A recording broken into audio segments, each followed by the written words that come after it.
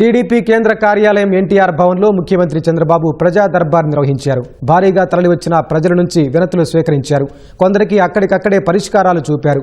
మరికొన్ని సమస్యలను పరిష్కరించాలని అధికార యంత్రాంగానికి దిశానిర్దేశం చేశారు. తాజా రాజకీయ పరిణామాలపై సీనియర్ నేతలతో సీఎం చర్చించారు.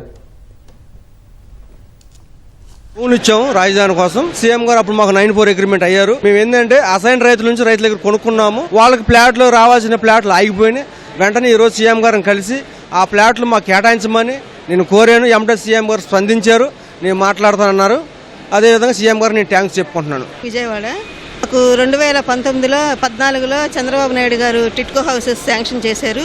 తర్వాత 2019లో జగన్ గారు వచ్చిన తర్వాత అది రద్దు చేసి 3rd ఫ్లోర్లో ఇచ్చారు వేమవరం అనే గ్రామంలో. ఇప్పుడు మా బాబు కాలు తీసిన మూలాన మాకు ఇంతకుముందు ఏ ఇల్లు అయితే ఇచ్చారో అది ఇమ్మని చంద్రబాబు నాయుడు గారిని అడగడానికని వచ్చామండి.